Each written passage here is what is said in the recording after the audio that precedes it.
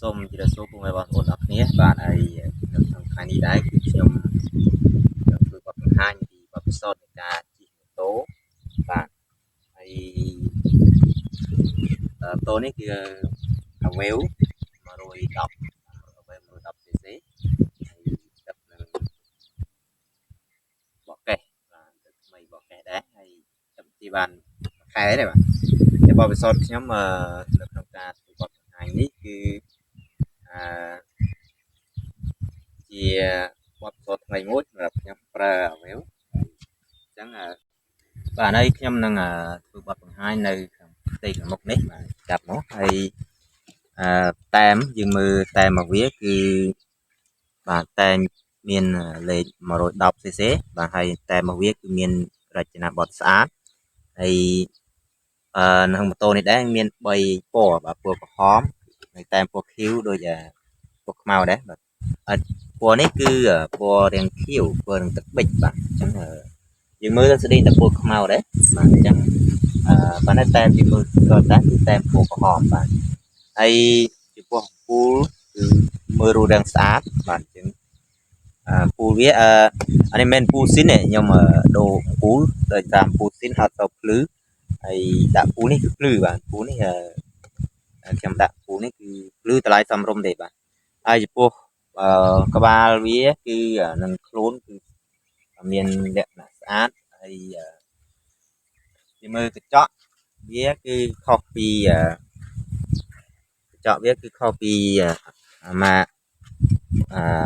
សង់បាទកញ្ចក់វាខ្លីទេបាទខ្លីត្រូវនឹងទូខ្លួនរបស់វាហើយតាប់ឡូគឺពណ៌ខៀវដូចគ្នាទាំងអស់បាទចំពោះ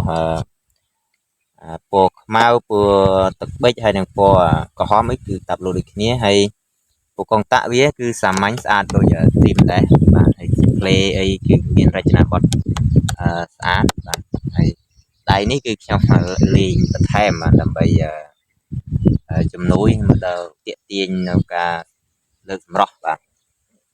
ហើយមួយទៀតគឺប្រដាប់ដាក់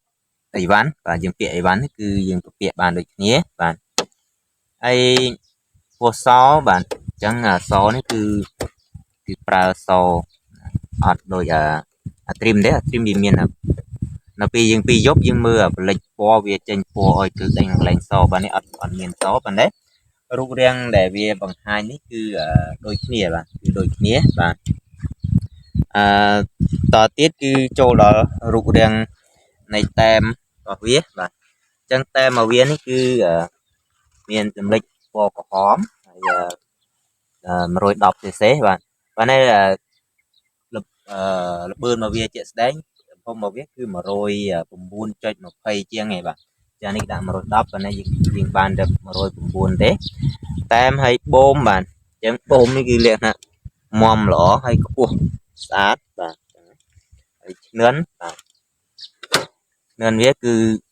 ណែនហាប់ល្អបាទហើយឈ្នឿនជន្ទួលនេះគឺបាទជន្ទួលគឺដូចជន្ទួល25បាទចាប់ជា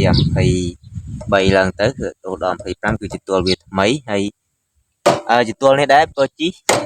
បើអ្នកដែលភ្លេចដាក់អាចគ្រោះថ្នាក់បាទព្រោះជន្ទួលវារឹងអត់ដូចជន្ទួលសង់ទេព្រោះជន្ទួលវាតែបុកហើយក៏វឹតដែរបាទអញ្ចឹងប្រយ័ត្នក្នុងពេលជីដែរគឺមុននឹងចេញនៅត្រូវតែប្រយ័ត្នដែរបាទហើយឈ្នឿនចកោះលេខបាទចកោះលេខយើងដាក់ស្រួលអត់មានលឿនមិនមានអីទេបាទនៅពេលយើងដាក់គឺ smooth ល្អបាទអញ្ចឹងរូបបទពិសោធន៍ខ្ញុំជិះហើយតូននេះដែរគឺយើងតាមខ្ញុំប្រើប្រាស់បាន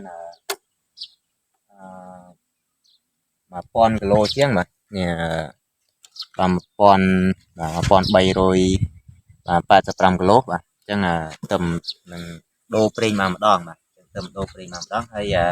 តូននេះដែរគឺនិយាយពីល្បឿនវាបាទអត់ស្ទុះទេបាទវាសាក់ជីឲ្យគឺអត់ស្ទុះទេគឺរត់បើយើងបន្ថយល្បឿនយើងចាញ់អាសងហើយព្រោះអាសងតែថយល្បឿនហើយគឺញូយទៅបានបាទនេះអត់ទេតែញូយទៅវាប៊ូតធម្មតាមិនសូវជាស្ទុះទេប៉ុន្តែបើសិនតែវាលឿនហើយបាទចាប់ពីកងតួ60ទៅគឺចាប់ដល់ស្ទុះហើយបាទអញ្ចឹងញូយបានប៉ុន្តែបើសិនតែឲ្យឈប់ cứ bị ắt tu đỡ xong mình nhối chọc mốt nhối phơi thì bà này bà này là bươn màu viết ai mới tiếp cứ tầm hôm này cả ba quả viết cứ nhưng cứ nhà rom thọ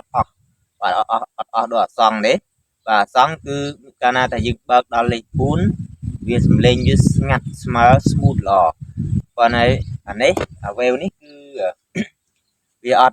đỡ xong này trong đây thằng viết đôi nó ọt lê chứ chính đó đã lê bùn hay vì đôi chín nâu trong lịch bay vậy và sân này bây giờ dừng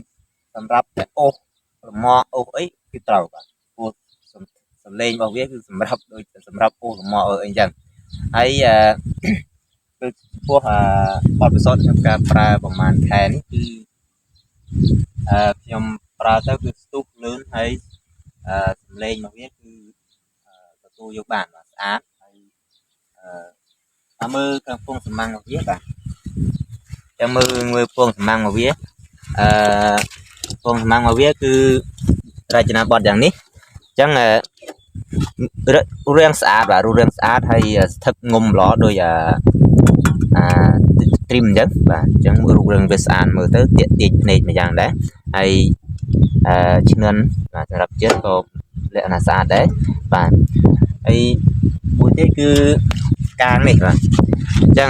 កន្លែងកាងរាប់តុបនេះយើងត្រូវមានស្អីជ្រឿបគាត់នេះដាច់ទឿពេកបាទហើយចំពោះម៉ាស៊ីនរបស់វាគឺ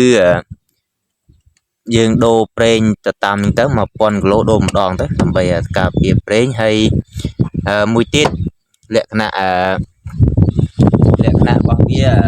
ដែលខ្ញុំប្រើនេះគឺវាស៊ីសាំងតិចបាទខ្ញុំមិនដឹងថាយើងត្រូវសេរីយ៉ាងម៉េចទេព្រោះតាមមើលខ្ញុំជិះមួយរយៈទៀតសិនដើម្បីតេស្តមើលបេនរបស់វាព្រោះដោយសារតែមួយរយៈនេះគឺឃើញថាវាស៊ីសាំងហើយយើងជិះបានតែត្រឹម30 ទៅ 40 គីឡូទេគឺអស់មួយលីត្របាទអញ្ចឹងលក្ខណៈថាវាស៊ីសាំងតិចបាទអញ្ចឹងអ្នកដែលជិះគួរតែច្នៃពេលទៅថែមឬយ៉ាងណាអានេះគឺទៅតាមអ្នកចំណូលចិត្តរបស់គេបាទអញ្ចឹងឲ្យសម្រាប់ខ្ញុំនឹងមើលបន្ថែមទៀតហើយអាចនឹងកែកុនវេននេះដើម្បីកាត់បន្ថយនឹងការស៊ីសាំងបាទហើយព័ត៌មានបន្ថែមនោះគឺអត់មានអ្វីដែលថ្លៃច្រើនទេសម្រាប់ឆ្នាំ2025នេះគឺមានរូបរាងទៅស្ដីទៅហ្នឹងបាទអញ្ចឹង22 23គឺដូចគ្នានេះវាតែមគឺយើងអាចទទួលយកបានគឺស្អាតជាធ្វើសម្រាប់ឆ្នាំនេះគឺតែមគឺមានលក្ខណៈស្អាតបាទអញ្ចឹងយើងចាំសង្កេតមើលឬក៏ចាំតាមដានទាំងអស់គ្នានៅវីដេអូមួយទៀតគឺតាក់ទងជាមួយនឹង2026តែបញ្ចេញមកតែមលក្ខណៈបែបម៉េចបាទអញ្ចឹងមានតែប៉ុណ្្នឹងឯងវីដេអូថ្ងៃនេះបាទសូមអរគុណសម្រាប់ការតាមដាន